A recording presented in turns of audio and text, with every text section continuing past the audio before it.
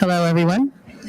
We are sitting here at the Puerto Rico Convention Center as part of the 2023 American Baptist Churches Biennial Mission Summit. And I'm very excited to introduce my guest today. But first, I'll say that my name is Reverend Lauren Lisa Ng, and I serve as director, Reverend Dr. Lauren Lisa Ng. I serve as Director of Leadership Empowerment at the American Baptist Home Mission Societies. And joining me today is Paul Schneider, who I will let him introduce himself in a moment. But he is here as a member of the third cohort of the Co-Creators Incubator, which is a program of the American Baptist Home Mission Societies that supports missional entrepreneurs, innovators, creators, people who are pursuing ministry ventures and endeavors outside of the traditional models of church. And so I would like to have Paul introduce himself briefly, and then I have some wonderful questions for him so you can get to know him and his project better. Hi, I'm Paul Schneider, and I have a couple of titles. I'm the pastor of Berean Community Church, and I'm also the Associate Executive Minister of Operations and Administration for the Evergreen Association of American Baptist Churches. And one of the other things that I am is the founder and director of the Oasis project, which is an interfaith ministry of presence for conferences and conventions, we'll be talking about that. So not just any type of conference and convention per se, although the Oasis project is probably equipped to do so, but there's a particular type of conference and convention that Paul and the Oasis project has worked with. And so you're going to probably get an idea of what that is when I ask this first question of Paul, which is, what is it about the combination of science fiction and faith that excites you? So science fiction is inherently about asking questions, big questions. And for me, that's one of the exciting things about being a person of faith, is asking big questions and finding big answers. When I was younger, my mom handed me the book Dune.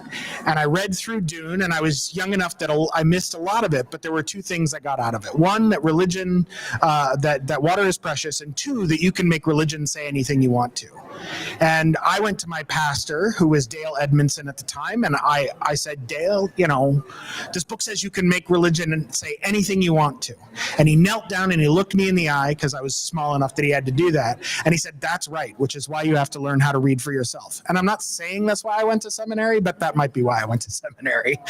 It's incredible, Dale Edmondson wisdom. I love that. Thank you. So, Paul, tell us about the Oasis project. How did it get started? So around the time that I actually went to seminary, which was a little bit later than I had originally planned, I was actively working as staff at science fiction and fantasy conventions, right? I was a lifelong science fiction and fantasy fan, and these communities were communities that I was tapped into. And so I began to wonder how I might serve my people, and those were my people, with the ministry that I was being called to. And one of the things that I noticed was that there wasn't, most of these conventions are skeptical about the church, sometimes for very good reasons. There wasn't an obvious place for someone to go if they were having a moment of crisis. If they needed just a place to step away and kind of recharge and rest, there wasn't a place for that either. And so I began to wonder what it would look like to build out a space like that.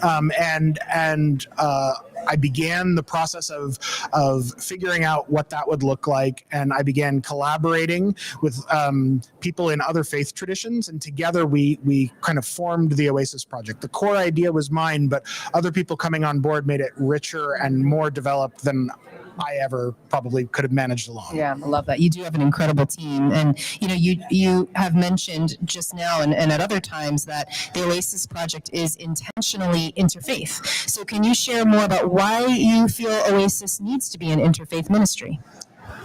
A big part of it was that the conventions we were primarily serving, which were science fiction and fantasy conventions, a lot of these people were people who were asking questions in communities of faith that didn't encourage asking questions. And so they then stepped away from their faith. Sometimes they were injured, as part of that process, suffered. And so for just a Christian to come in and do that might be perceived as proselytizing, but for an interfaith ministry to come in, for a conviction and a commitment to serve people of all faiths and none being a core part of what you have to sign on to if you want to volunteer with the Oasis, I thought that was really important. Yeah, that's wonderful. Thank you.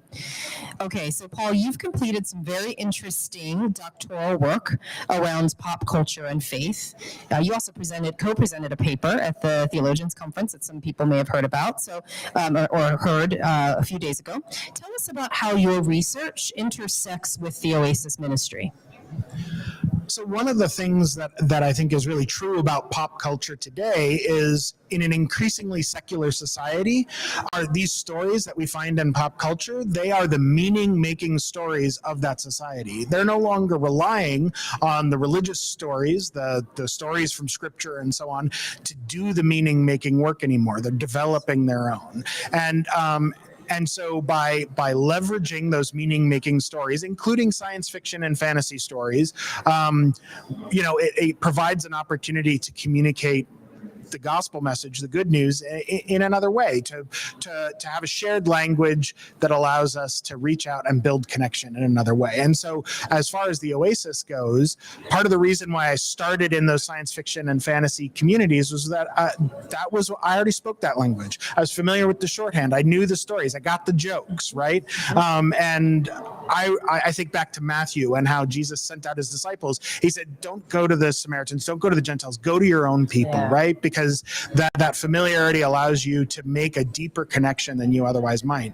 Right. I do believe that the Oasis has application beyond just science fiction and fantasy fandom. I think a convention of neurologists could easily use that space just as well. But that's where I got started, and I'm glad to have done so. Love that. Wonderful. Thank you. Paul, what would you name as one of Oasis's greatest successes to date, and what is one of your greatest challenges that you're facing? So one of the things that I'm really pleased about with the Oasis is that every convention that we've actually been at, we've been asked to return to. The space that we provide, the ministry, and how that manifests and so on has not only helped the convention attendees, but even the staff find that space where they can decompress, that space where they know someone is available to talk. And so that has been a great thing. And as part of that, one of the challenges is that there are people who are skeptical when they hear about what it is that we're trying to do. Oh, we don't need a space like that. Oh, we already have a low sensory space. Oh, people can just go back to their room. Sometimes conventions don't understand what the advantage of a space like this is. And so part of the challenge for me has been learning how to tell the story in a way that helps convention organizers hear what the benefit is to them, to the attendees, and to their staff. Yeah, that's wonderful. So with those successes and challenges in mind, what do you hope to see for Oasis 5 years from now? I would love to have the Oasis develop out in such a way that we had different teams, like a West Coast team, a Midwest team, an East Coast team, in part because then we're not flying all the way across the country to help with a convention, but also because I mentioned before about the idea of language and culture. Like, there are different cultures in those places, and so having someone who shares that common culture as well as whatever the specific culture is matters. And so there's that. But the other thing is that I would love to see us expand beyond just being at science fiction and fantasy conventions. Again, that's where we started, and I'm glad to participate. I love participating in those. And bringing that there. But also, this last year, we were at 4 different conventions, including in 2022, including an interfaith convention that was actually a polytheist convention. And so us being an interfaith space was really beneficial for us being there. And then we were also myself and then Siobhan Walker, who's one of the regular Oasis staff members and also works with the Evergreen region.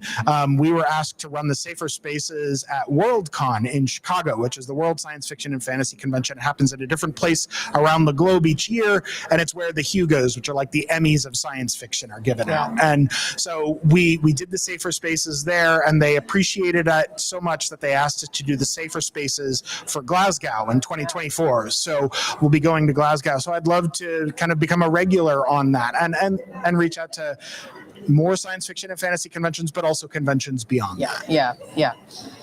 I'm going to squeeze another question in here, but I would like to know, especially for those of us listening and watching, help walk me through what I might experience in an Oasis room. So I'm attending one of these conferences or conventions. I look on the map or from my program booklet or the app, and I find out, where it's located. What will I see? What will I smell? Who will I meet? How long can I stay? So the Oasis space is deliberately designed to be a low sensory space. So one of the first things that you'll notice when you walk in is that you don't have the same level of lighting. It's a little bit dimmer, not like real dim, but a little bit dimmer. And we play sound in the background. We use an app that allows us to create non-repeating soundscapes, and we keep it pretty quiet.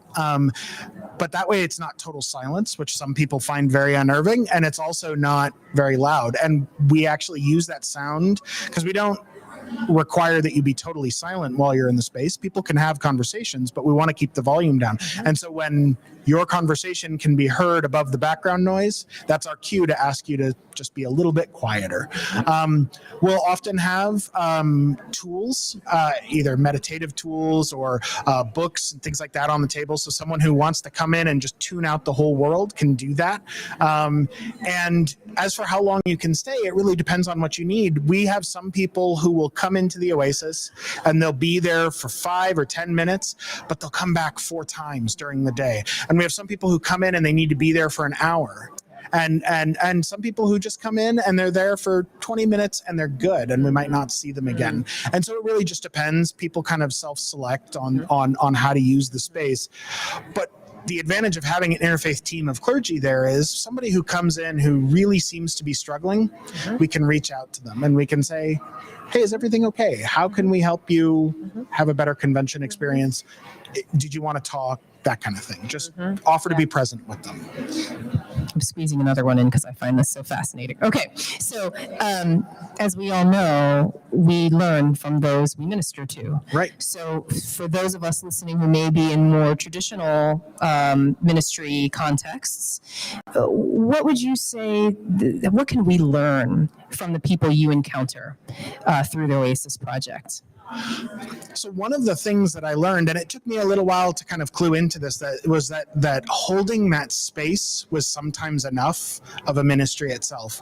I remember we had one person come in who was clearly in the middle of a meltdown. They were just really struggling, and they were trying to figure out how to do that, and they had a friend come in with them, and then others of their friends arrived, and just by holding that space, their friends were able to provide a ministry to them that we simply couldn't have because we just didn't know that person well enough. And just holding that space for the friends to be able to minister to their friend outside of the public view of the convention, without having to go to somebody's room, without having to go off site, really mattered. And there are people who, once they go up to their room or once they leave the convention, they won't come back. So yeah. Okay. Thank you. Paul, you're a member of the current cohort of co-creators for the Co-Creators Incubator. What has being a part of this incubator meant to you? So I'm part of the current cohort of the incubators, but I applied to be part of the incubator 3 times. I love the idea. in part because I'm American Baptist and I love seeing our denomination sponsoring innovative and different ministries, and really helping push the envelope of what ministry looks like outside of a traditional church context.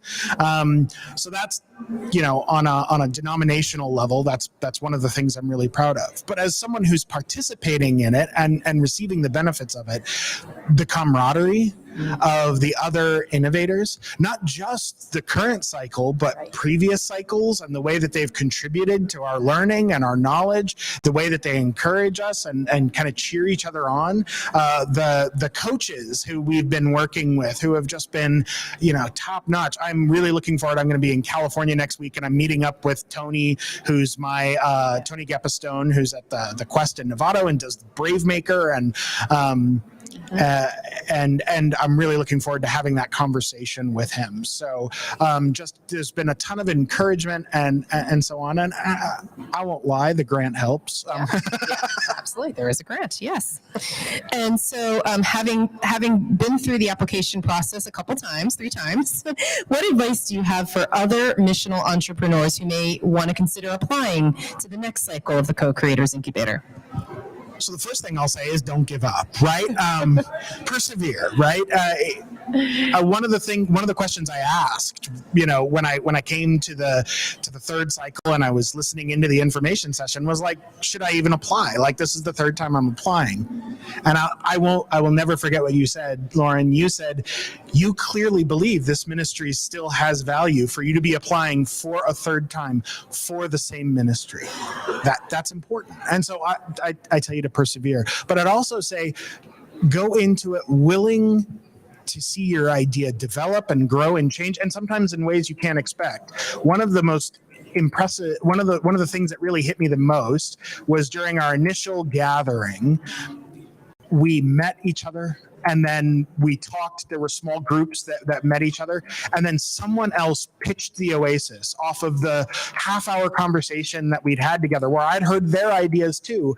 And the way she pitched the Oasis was like never a way I would have conceived it, and is totally part of how I pitch the Oasis now, because she made it sound inviting in a way that I hadn't considered, because I've been coming at it from the process of having developed it out and thought about all these technical pieces and thinking about how they fit together. Yes. Yeah.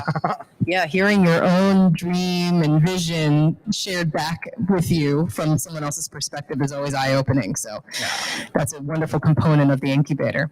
Well, thank you, Paul. I'm going to give in a moment you an opportunity to let people know where to find more information about the Oasis project. But first I'll say that the Co-Creators Incubator Cycle 4 applications will go live next summer, 2024, and the cohort will be together for the whole year of 2025. So pay attention to all of the information. You can follow us at Co-Creators Incubator on Facebook and Instagram, and you can find us at co-creatorsincubator.com to stay on our mailing list, find out more information when the application window for cohort 4 opens, and be in touch with me. Reach out to me through that website as well. I'd love to hear whatever creative and innovative idea you may have brewing. And Paul, will you share with us where they can learn more about the Oasis project? Sure. So the best place to go is the website oasisforconventions.org, just all spelled out. We are going to be working on redesigning that website and growing it. That's part of what I'm going to use that grant money for, is help getting a professional to help me really think through how to put that website together just a bit better, so that we can communicate a little bit more effectively. But you'll find the basics on there, and including some great links from Oasis staff members, people who participated in it, and talking about why they wanted to participate and what it meant to them to participate. And so sometimes that speaks louder than I can about what the Oasis is about and what it's for. So wonderful. Well, thank you, Paul, for sharing with us today, and thank you all for joining us. Thanks.